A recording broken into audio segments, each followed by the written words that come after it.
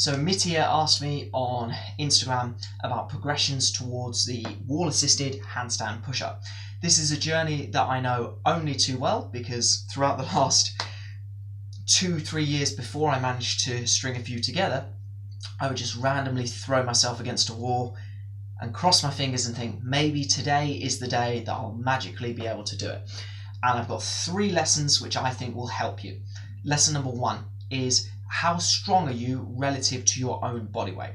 Now, for me, when I achieved the wall-assisted handstand push-up for the first time, my bench press was at the strongest that it's ever been.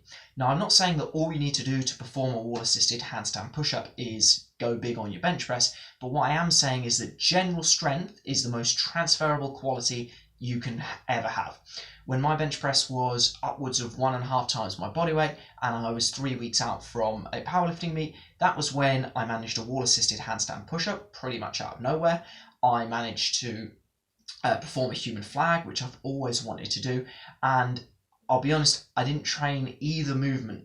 I barely trained either movement. All I did was I got really strong relative to my own body weight. Taking care of overhead mobility will definitely help as well, but there is no substitute for general strength.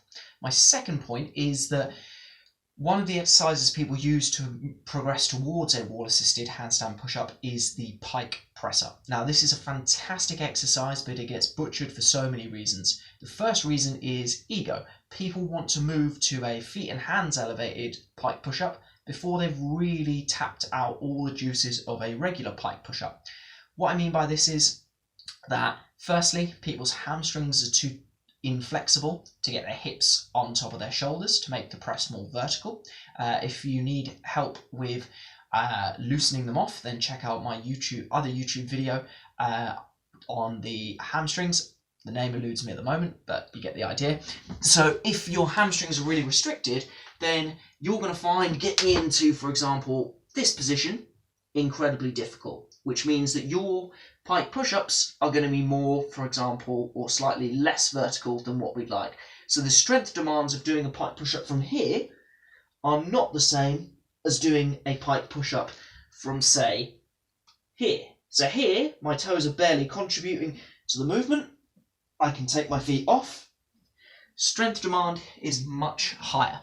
Second thing I would say is, as well as working on loosening your hamstrings so that they allow you to get your hips more on top of your shoulders, is you need to shift your weight forwards. This is a part of the movement that doesn't really get touched upon when we do traditional overhead pressing. So when people say that an overhead press is basically like a handstand push-up, yes and no, yes and no. When we're doing our pike push-ups, we need to make sure that there is a forward lean. Now, if your wrists are struggling with this, one thing I would recommend is, if you are doing, for example, normal push-ups in your program, is get used to leaning your body weight over your wrists. Over time, the mobility will improve. Don't train on wrists that already feel pretty fatigued. So, for example, after today's session, if my wrists still feel a bit achy tomorrow, I'm not going to train on my wrists. Wrists require very specific and probably a bit of patient conditioning that most people's training programs don't cover. So make sure that we are keeping our hips as high as our hamstring flexibility will allow. Make sure we are screwing the elbows in.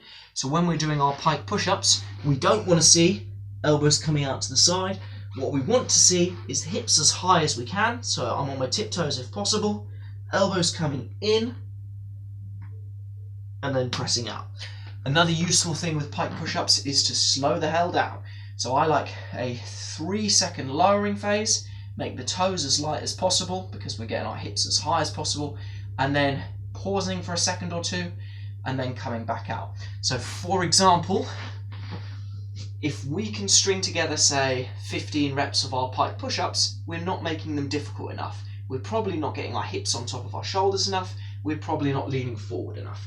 So whilst your pike push-ups might be, say, here, where you can knock them out quite easily, we want to bring the feet closer. We want to shift the weight forward. So I'm going to be on my tiptoes. I'm going to shift the weight forward. You'll see the wrist mobility required here.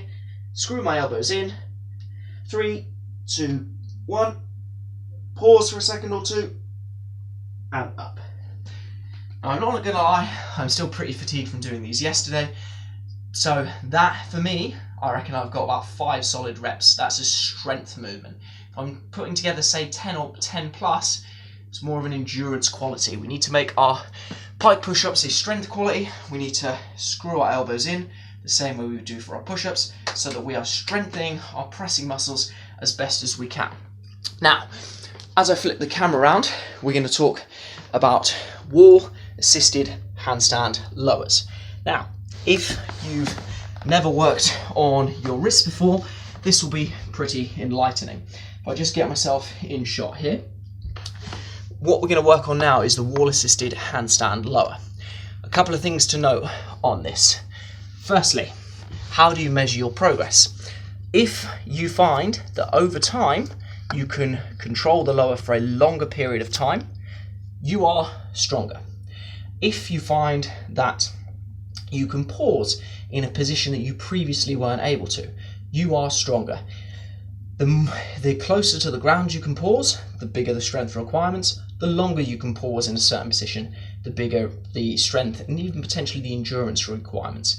We're going to need to get used to that forward lean, because unlike an overhead press variation where we're going to go in straight lines, obviously we're still going to do that with the handstand push-up, but you're not going to push up and down like this. You're going to make your feet light on the wall, you're going to come diagonally forwards and diagonally backwards until you straighten up. Now, let's try and get a quick demonstration of that. So as I adjust here, I'm going to take my specs off once I know that I'm in shot. So I'm going to try and control the lower as best I can. What you'll probably find is at the top portion of the movement, very easy to control. At the bottom portion, very difficult to control. So you can either choose to make it as long as possible. Personally, I think if you can hold the hardest portion of the movement for you for 5 or 10 seconds, that's when we're going to build strength. I don't really think that the top portion of the movement, which we could probably hold for 30 seconds to a minute, is going to give us much, unless of course we've never worked on it before. So, as I'm coming here, I'm going to make sure I tuck my ribs under, so rather than being like Daffy Duck, tuck my ribs under, make my feet as light as I can on the wall, and my elbows are driving inwards as I control my descent. So down there, it's really hard for me to hold. 3, 2, 1. And if you're comfortable being upside down, then even something like having a pillow by the sides of you before you kind of haphazardly fall out of it is going to be useful. So what have we covered today? Firstly, get generally strong. I found that when my bench was at its strongest, movements like the handstand or the wall-assisted handstand push-up came easily. Movements like the human flag came out of nowhere. I think 1.5 times or upwards of 1.5 times bodyweight bench press, that for me was where the magic happened. You might be a bit different.